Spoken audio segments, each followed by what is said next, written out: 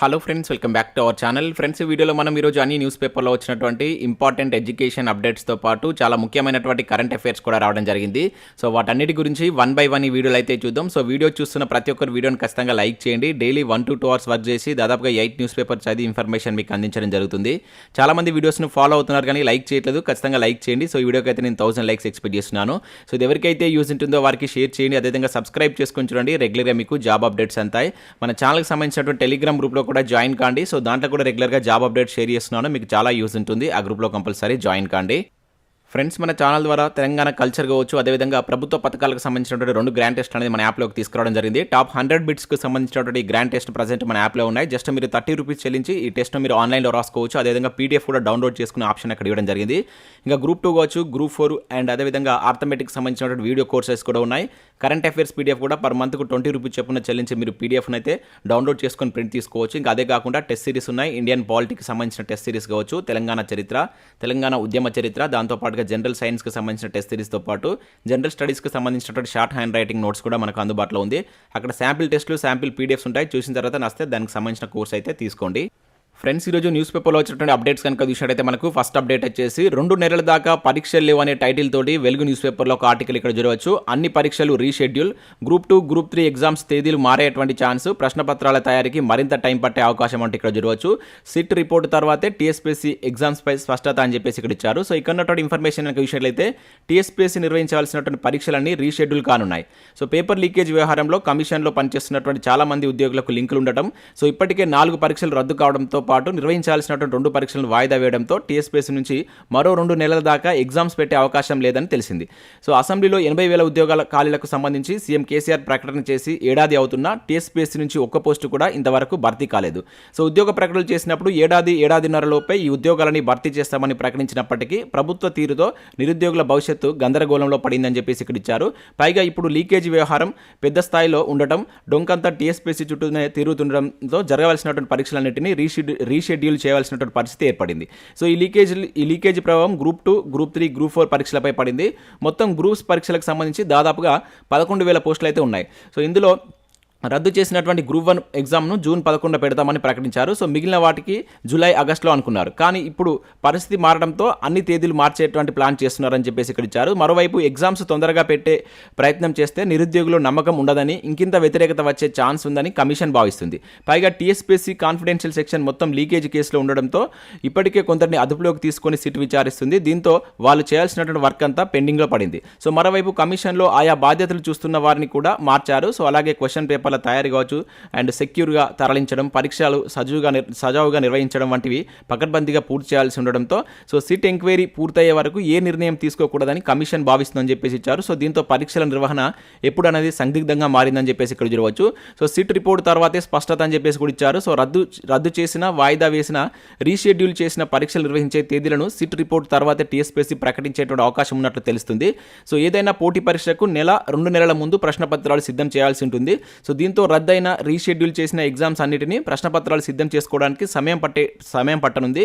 So ఇప్పటికే group 2 అదేవిధంగా group 4 పరీక్షా తేదీలను కమిషన్ ప్రకటించింది. సో వీటిని రీషెడ్యూల్ చేయనున్నట్లు ఇక్కడ ఇచ్చారు. సో జూలై 1న గ్రూప్ 4 కావచ్చు, ఆగస్టు చివరిలో మనకు గ్రూప్ 2 పరీక్షలు నిర్వహించేలా ప్లాన్ చేశారు. అయితే ఇప్పుడున్నటువంటి పరిస్థితుల్లో ఈ తేదీలు మారే అవకాశం ఉందని చెప్పేసి చెప్తున్నట్లు ఇక్కడ ఇవ్వడం జరిగింది. సో గ్రూప్ 3 విషయంలో ఎప్పుడు పెట్టాలనేది దానిపై ఇంకా ఆలోచన చేస్తున్నట్టు ఇక్కడ ఇచ్చారు. అయితే ఇప్పటికే రాష్ట్రంలో ఎన్నికల వాతావరణం నెలకొంది. ఇంకా 4 నెలల్లో కంప్లీట్గా ఎలక్షన్ మూడ్లోకి వెళ్తుంది. ఆ టైంలో పరీక్షలు జరుగుతాయా లేదా మళ్ళీ కొత్త గవర్నమెంట్ వచ్చే వరకు ఆగాల్సి ఉంటుందా అనే దానిపై అభ్యర్థులు ఆందోళన నెలకొంది అని చెప్పేసి ఇక్కడ మనకు వెలుగు న్యూస్ పేపర్లో సో పరీక్షలకు సంబంధించినట్టు ఒక అప్డేట్ అయితే ఇవ్వడం జరిగింది. సో ఇక్కడ కొన్ని మెయిన్గా గ్రూప్స్కి సంబంధించిన ఎగ్జామ్స్ రీషెడ్యూల్ చేసేటువంటి అవకాశం ఉన్నట్లు ఇక్కడ ఓవరాల్గా అయితే మనకు దీనిలో అయితే రాశారు. ఇక నెక్స్ట్ మనకు నమస్తే తెలంగాణ కనుక చూసినట్లయితే మేలో పరీక్షలకు టీఎస్పీఎస్సీ కసరత్తు అని చెప్పేసి దీంట్లో రాయడం జరిగింది. వారం రోజుల్లో తేదీలు వెరడని చెప్పేసి ఇక్కడ ఇచ్చారు. సో కంప్యూటర్ హ్యాకింగ్ కావచ్చు, ప్రశ్నపత్రాల లీకేజ్ కేసులో రద్దయినటువంటి 4, వాయిదా వేసినటువంటి 2 పరీక్షా తేదీలను వారం రోజుల్లో ప్రకటించాలని టీఎస్పీఎస్సీ భావిస్తున్నదని చెప్పేసి ఇచ్చారు. సో మే నెలలో ఆ పరీక్షలు నిర్వహించాలని చెప్పేసి యోచిస్తుంది. సో దీనికి సంబంధించి ఏర్పాట్లపై కసరత్తు చేస్తుందని చెప్పేసి ఇచ్చారు. సో వీలైనన్ని ఎక్కువ పరీక్షలు కంప్యూటర్ బేస్డ్ అంటే మనకు CBT పద్ధతిలో నిర్వహించాలని నిర్ణయించింది. సో గురువారం TSPSC chairman B Janardhan Reddy నేతృత్వంలో కమిషన్ భేటీ జరిగింది. సో ఇప్పటికే జూన్ 11న గ్రూప్ 1 ప్రిలిమినరీ పరీక్ష నిర్వహిస్తామని చెప్పేసి ప్రకటించారు. సో మిగిలిన పరీక్ష తేదీల ప్రకటనలు కావచ్చు, నిర్వహణ, CBT విధానం తదితర అంశాల గురించి ఆలోచించింది. CBT విధానంలో పరీక్ష నిర్వహించేందుకు ఏర్పాట్లు చేయాలని చైర్మన్ అధికారులకు సూచించగా ఇప్పటికిప్పుడు అంటే సాధ్యం కాకపోవచ్చు, ఆగస్టు వరకు అయితే ఏర్పాట్లు చేస్తామని చెప్పేసి అధికారులు చెప్పినట్లు తెలిసిందని చెప్పేసి ఇక్కడ మనకు ఇవే ఎగ్జామ్స్కి సంబంధించి మనకు మరొక ఆర్టికల్ ఇక్కడ మనం నమస్తే తెలంగాణ అయితే చూడవచ్చు. సో నెక్స్ట్ ఆంధ్రజ్యోతిలో వచ్చినటువంటి అప్డేట్స్ కనుక చూసినట్లయితే ప్రిలిమినరీలో TSPSC సిబ్బంది ప్రతిభ అంటే ఇక్కడ ఇచ్చారు. ఓ ఉద్యోగి భర్తకు 127, మరొకరికి 122 మార్కులు. 8 మంది మెయిన్స్కు 30% సక్సెస్ రేటు, 100 మార్కులు దాటిన వారు 3 అని చెప్పేసి ఇక్కడ చూడవచ్చు. సో గ్రూప్ 1 పరీక్ష ప్రశ్నపత్రం చాలా కఠినంగా ఉంటుంది. ఎంతో కష్టపడి చదివితే కానీ ప్రిలిమినరీ పరీక్షను దాటలేరు. అలాంటి ప్రిలిమినరీ పరీక్ష రాసిన 26 మంది అభ్యర్థుల్లో 8 మంది మెయిన్స్కి ఎంపిక కావడం అంటే సో ప్రతితో పాటు రెయింబవలు శ్రమించి చదివి ఉండాలి. కానీ ఏ ఒక్కరోజు కూడా ఆ ఉద్యోగానికి సెలవు పెట్టకుండా, ఎక్కడ శిక్షణ తీసుకోకుండా, సరిగ్గా చదవకుండా ఈ ఫలితాలను సాధిస్తే అదో అద్భుతమే. సో పేరు మోసిన శిక్షణ సంస్థల్లో అభ్యర్థులకు కూడా సాధ్యం కాని ఈ ఫలితాలు తెలంగాణ రాష్ట్ర పబ్లిక్ సర్వీస్ కమిషన్లో పనిచేసేటువంటి సిబ్బంది సాధించేశారంటే ఇక్కడ ఇచ్చారు. సో గ్రూప్ 1 ప్రిలిమినరీ పరీక్షలో 2,80,000 మంది అభ్యర్థులు రాశారు. సో ఇందులో 25,000 మంది మెయిన్స్ పరీక్షకు ఎంపికయ్యారు. సో TSPSCలో పనిచేసినట్టు 26 మంది సిబ్బంది సో ఈ పరీక్ష రాశారు. ఇందులో 17 మంది రెగ్యులర్ ఉద్యోగులు కాగా 9 మంది అవుట్సోర్సింగ్ పద్ధతిలో పనిచేస్తున్నట్లు తెలిసింది. సో అయితే పరీక్ష రాసినటువంటి 26 మందిలో 8 మంది మెయిన్స్కి ఎంపికయ్యారంటే ఇక్కడ మనకు ఒక అప్డేట్ అయితే రావడం జరిగింది. సో ఇది ఎట్లా సాధ్యమైందంటే ఇక్కడ మనకు ఆంధ్రజ్యోతిలో ఒక ఆర్టికల్ అయితే ఇచ్చారు.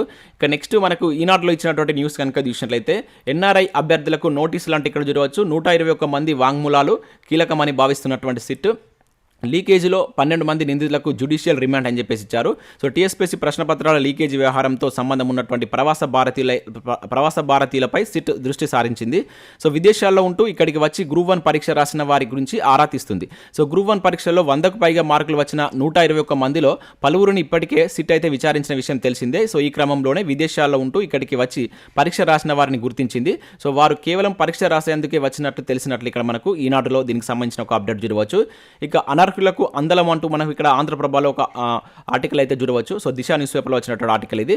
సో రాజకీయ పునరావాస కేంద్రంగా TSPSC పొలిటికల్ బ్యాక్గ్రౌండ్ ఉన్న వ్యక్తులకు కీలక పదవులు, పార్టీలో పని, కులం, సాన్నిహిత్యంతో పైరవీలు. సో ఉద్యోగ విరమణ తర్వాత ఉపాధి హామీ స్కీమ్ లాగా సో పేపర్ లీకేజ్లో వారి యొక్క నైతిక బాధ్యత ఎంత అంటే ఇక్కడ మనకు ఒక ఆర్టికల్ అయితే దిశ న్యూస్ పేపర్ చూడవచ్చు. సో TSPSCలో అవకాశం దక్కించుకున్న వారందరిలో ఏదో ఒక బలమైనటువంటి అండ ఉందని, అందుకే వారు లక్షలాది రూపాయలకు జీతం, ప్రోటోకాల్, ప్రభుత్వం నుంచి సకల సౌకర్యాలు పొందే పదవులు దక్కించుకున్నారనే చర్చలు ఇప్పటి వరకు ఇంకా కంటిన్యూ అవుతున్నాయని చెప్పేసి ఇక్కడ మనకు దిశ న్యూస్ పేపర్లో అయితే రావడం జరిగింది. సో పొలిటికల్ బ్యాక్గ్రౌండ్గా సో మనకు TSPSCలో ఉన్నటువంటి పదవులు ఇస్తున్నారని చెప్పేసి ఓవరాల్గా దీని యొక్క కథనం అయితే ఉంది.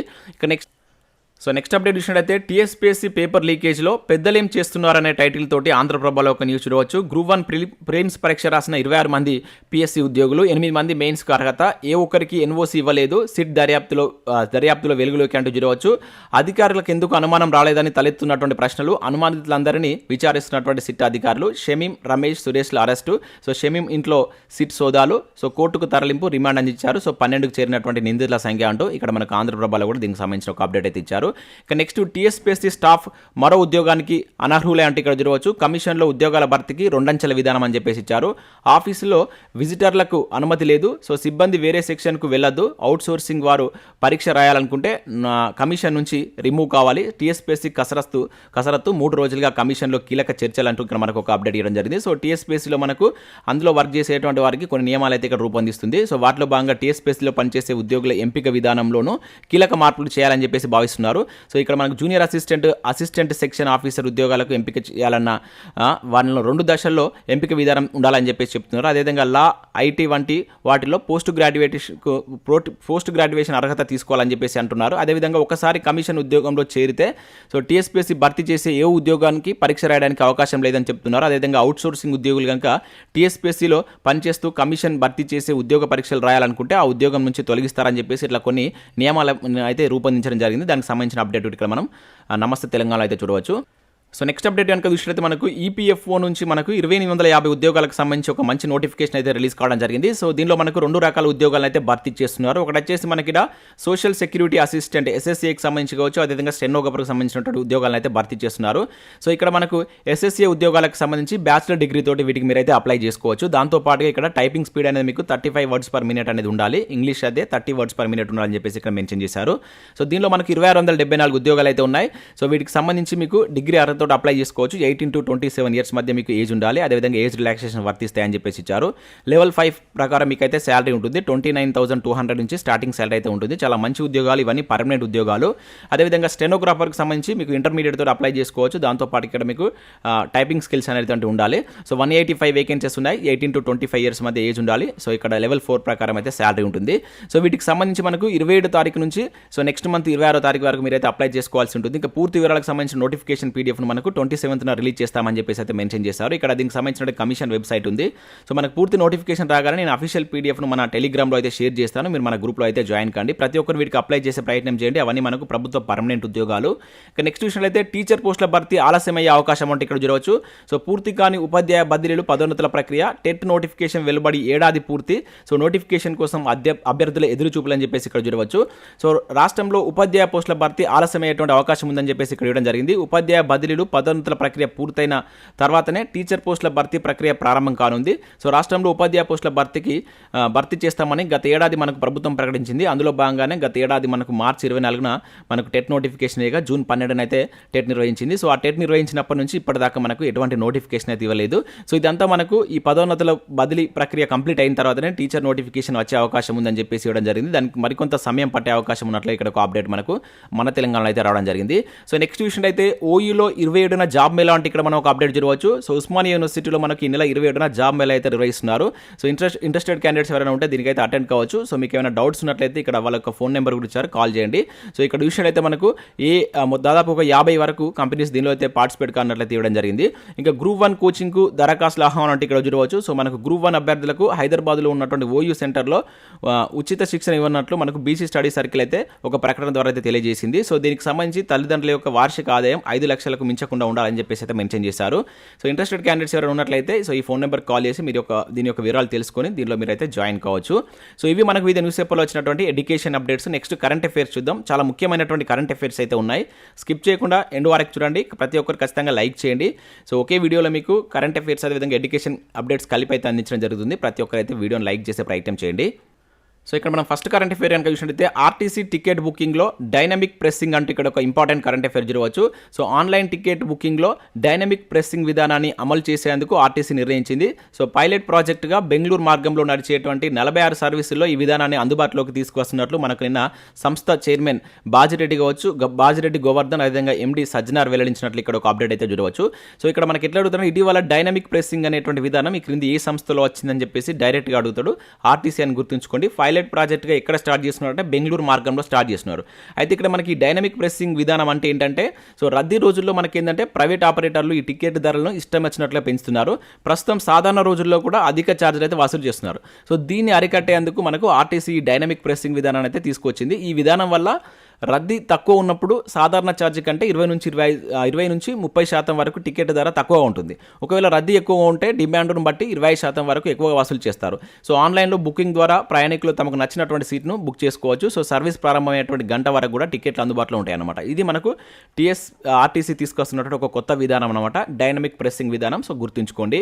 ఇక నెక్స్ట్ విషయం అయితే మనకు ఇక్కడ అరేబియా సముద్రంలో మన కొంకన్ తీరంలో భారత్ ఇంగ్లాండ్ కొంకన్ 2023 సంయుక్త విన్యాసాలు అయితే కొనసాగుతున్నాయి. చాలా ఇంపార్టెంట్. సో మనకు సంయుక్త విన్యాసాలకు సంబంధించిన క్వశ్చన్స్ నేరుగా అడుగుతాడు. ఇటీవల మనకు కొంకన్ 2023 విన్యాసాలు ఏ 2 దేశాల మధ్య జరిగాయని చెప్పేసి అడగడానికి ఛాన్స్ ఉంటుంది. సో భారత్ ఇంగ్లాండ్ అని చెప్పేసి గుర్తుంచుకోండి. ఇక నెక్స్ట్ విషయంలో అయితే మనకి 9 రాష్ట్రాల్లో సిబిఐకి నో ఎంట్రీ అని చెప్పేసి ఇక్కడ ఒక ఇంపార్టెంట్ కరెంట్ అఫైర్ అయితే చూడవచ్చు. చాలా ఇంపార్టెంట్ అనేది. సో ముందస్తు అనుమతి లేకుండా తమ రాష్ట్రంలోకి central bureau of investigation CBI ఎంట్రీని 9 రాష్ట్రాలు రద్దు చేసే అంటే ఇక్కడ చూడవచ్చు. ఇక్కడ ఛత్తీస్గఢ్, బెంగాల్, రాజస్థాన్ సహా 9 రాష్ట్రాలు సిబిఐకి సాధారణ అనుమతి కింద ఉపసంహరించుకున్నాయని కేంద్ర మంత్రి మనకు నిన్న జితేందర్ సింగ్ గురువారం రాజ్యసభలో వెల్లడించినట్లు ఇక్కడ ఒక అప్డేట్ అయితే చూడవచ్చు. సో మనకు ఇది ఢిల్లీ స్పెషల్ పోలీస్ ఎస్టాబ్లిష్మెంట్ చట్టంలోని సెక్షన్ 6 ప్రకారం మనకైతే సిబిఐ అయితే ఏర్పడింది. ఇది మనకు ప్రీవియస్లో అడిగినట్టు సిబిఐ ఎట్లా ఏర్పడిందని చెప్పేసి ఇక్కడ గుర్తుంచుకోండి. మనకి Delhi special police establishment act ప్రకారం అయితే మనకు సిబిఐ అయితే ఏర్పడింది. అయితే అధికార పరిధి అనేది ఢిల్లీ తప్ప మరే ఇతర రాష్ట్రాలకు దర్యాప్తు చేయాలన్నా కూడా సంబంధిత రాష్ట్రాల యొక్క అనుమతి తీసుకోవాల్సి అయితే ఉంటుంది. అయితే మనకి ఇప్పుడు ప్రజెంట్ ఛత్తీస్గఢ్, జార్ఖండ్, కేరళ, మేఘాలయ, మిజోరం, పంజాబ్, రాజస్థాన్, తెలంగాణ, బెంగాల్ రాష్ట్రాలు ఇప్పటి వరకు సిబిఐకి సాధారణ అనుమతిని వాపస్ తీసుకున్నట్లుగా మనకు మంత్రి పేర్కొన్నాడు. సో ఈ రాష్ట్రాలను కూడా గుర్తుంచుకోవాల్సి అయితే ఉంటుంది. మొత్తం 9 రాష్ట్రాలను గుర్తుంచుకోండి. ఎందుకంటే ఇటీవల ఈ మనకు ఇది ఈడీ కావచ్చు, అదేవిధంగా సిబిఐ దాడులు ఎక్కువగా జరుగుతున్నాయి కనుక, ఎక్కువ వార్తల్లో ఉంటున్నాయి కనుక వీటిపైన క్వశ్చన్స్ మనం ఎక్స్పెక్ట్ చేయవచ్చు. చాలా ఇంపార్టెంట్, గుర్తుంచుకోండి. సో నెక్స్ట్ విషయంలో శాంతిశ్రీకి ఉమెన్ లీడర్షిప్ అవార్డు అని చెప్పేసి ఇక్కడ చూడవచ్చు. ఇక్కడ మనం చూసినట్లయితే business development and placement director, national academy of construction, న్యాక్లో సేవలు అందిస్తున్నటువంటి శాంతిశ్రీ ప్రతిష్టాత్మకమైనటువంటి ఉమెన్ లీడర్షిప్ అవార్డుకి అయితే ఎంపిక కావడం జరిగింది. సో చాలా ఇంపార్టెంట్. సో ప్రముఖ మీడియా సంస్థ మనకు హైబీజ్ టీవీ ఉమెన్ లీడర్షిప్ ఈ అవార్డును అయితే ప్రదానం చేస్తుంది. సో ఇక్కడ ఈ మీడియా సంస్థను గుర్తుంచుకోండి. ఇది ఎవరికి వచ్చిందని కూడా ఇంపార్టెంట్. శాంతిశ్రీకి మనకి 2023కు సంబంధించిన అవార్డు అయితే రావడం జరిగింది. నేరుగా క్వశ్చన్ అడిగే ఛాన్స్ అయితే ఉంటుంది. సో నెక్స్ట్ కరెంట్ అఫేర్ కనుక చూసినైతే ఆర్గానిక్ క్షయ వ్యాప్తి అంటే ఇక్కడ ఒక కరెంట్ అఫేర్ మనం చూడవచ్చు. ఏడాదికి దేశవ్యాప్తంగా 4.8 లక్షల మరణాలు. సో రాష్ట్రంలో 2 నెలల్లో 12,000కు పైగా కేసులు. సో నేడు ప్రపంచ క్షయ వ్యాధి దినోత్సవం అని చెప్పేసి గుర్తుంచుకోండి. చాలా ఇంపార్టెంట్. డేట్స్ పరంగా అడగడానికి అయితే ఛాన్స్ ఉంటుంది. ఇక్కడ మనం మరొక ఇంపార్టెంట్ పాయింట్ ఏంటంటే 2025 నాటికి క్షయరహిత భారత్ తెలంగాణగా మార్చాలనేది కేంద్ర రాష్ట్ర ప్రభుత్వాల యొక్క లక్ష్యంగా వాళ్ళైతే పెట్టుకోవడం జరిగింది. సో ఎప్పటి వరకు అని చెప్పేసి అడుగుతాడు. ఇక్కడ 2025 అని చెప్పేసి గుర్తుంచుకోండి. ఇక్కడ మరొక ముఖ్యమైనటువంటి పాయింట్ ఏంటంటే ప్రపంచ ఆరోగ్య సంస్థల లెక్క ప్రకారం సో మొత్తం ప్రపంచంలోనే దాదాపుగా సగానికి పైగా క్షయ వ్యాధులు మన భారతదేశంలోనే నమోదవుతున్నట్లు కూడా మనకు WHO అయితే ఇక్కడ డిక్లేర్ చేయడం జరిగింది. సో నెక్స్ట్ కరెంట్ అఫేర్ కనుక చూసినట్లయితే దేశంలోనే తొలి సినిమా అంటే ఇక్కడ ఒక ఇంపార్టెంట్ కరెంట్ అఫేర్ చూడవచ్చు. సో గుణశేఖర్ దర్శకత్వంలో రూపొందుతున్నటువంటి పౌరాణిక ప్రేమ కథా చిత్రం మనకు శాకుంతల, సమంత, దేవ్గన్ మోహన్ జంటగా ఈ సినిమా అయితే నటిస్తున్నారు. సో ఈ సినిమా మనకు ప్రపంచవ్యాప్తంగా ఏప్రిల్ 14 అయితే రిలీజ్ కాబోతుంది. సో దీని యొక్క ఇంపార్టెన్స్ ఏంటంటే సో మనకు దానవీర శూరకర్ణలో ఎన్టీఆర్ నిజమైనటువంటి నగలు అయితే ధరించడం జరిగింది ప్రీవియస్లో. సో ఆ స్ఫూర్తితో ఈ సినిమాలో సమంతతో పాటు ఇతర ముఖ్యమైనటువంటి పాత్రలన్నిటికీ దాదాపుగా 14 కోట్ల విలువైనటువంటి బంగారం, వజ్ర ఆభరణాలు ఉపయోగించాం. దాదాపుగా 15 కిలోల ఒరిజినల్ బంగారంతో చేసిన సినిమా మన దేశంలోనే మొదటిది అంటే ఇక్కడ మనకు ఒక అప్డేట్ అయితే రావడం జరిగింది. సో ఈ సినిమా నేమ్ గుర్తుంచుకోండి. సో అంటే ఒరిజినల్గా దాదాపు ఒక 15 కోట్ల విలువైనటువంటి నగలను అయితే వీళ్ళు సో ఒరిజినల్గా ఈ సినిమాలో వాడినట్లు ఇది దేశంలోనే మొదటి అని చెప్పేసి అయితే వీళ్ళు చెప్తున్నారు. ఇక నెక్స్ట్ కనుక చూసినట్లయితే అనర్హత ముప్పు అని చెప్పేసి ఇక్కడ ఒక కరెంట్ అఫేర్ మనం చూడవచ్చు. సో రాహుల్కు 2 ఏళ్ల జైలు అని చెప్పేసి ఇక్కడ మనం చూడవచ్చు. సో 2019లో రాహుల్ వ్యాఖ్యలపై కేసు సంచలన తీర్పునిచ్చినటువంటి సూరత్ కోర్టు. ఈ కోర్టును గుర్తుంచుకోండి. ఏ కోర్టు తీర్పు ఇచ్చిందని చెప్పేసి అడగడానికి ఛాన్స్ ఉంటుంది. ఇక్కడ మనకు అనర్హతకు సంబంధించినటువంటి వాటిపైన మనకు ఇక్కడ న్యూస్ ఉంది కనుక సో ఏ విధంగా అనర్హత గురి అవుతారు. సో దీనివల్ల మనకు రాజకీయాలకు ఒకవేళ అరెస్ట్ అయితే జైల్లో ఉంటే ఎన్ని సంవత్సరాలు జైల్లో ఉంటే వీళ్ళు రాజకీయాలకు దూరం అనేటువంటి వాటిపైన మీరు ఒకసారి పాలిటిక్స్ సంబంధించిన అంశాలను చూసేటువంటి ప్రయత్నం చేయండి. సో ఈ వార్తల్లో ఉంటున్నాయి కనుక మనకు స్టాటిక్ అంశాలపైన క్వశ్చన్స్ అడగడానికి అయితే ఛాన్స్ ఉంటుంది.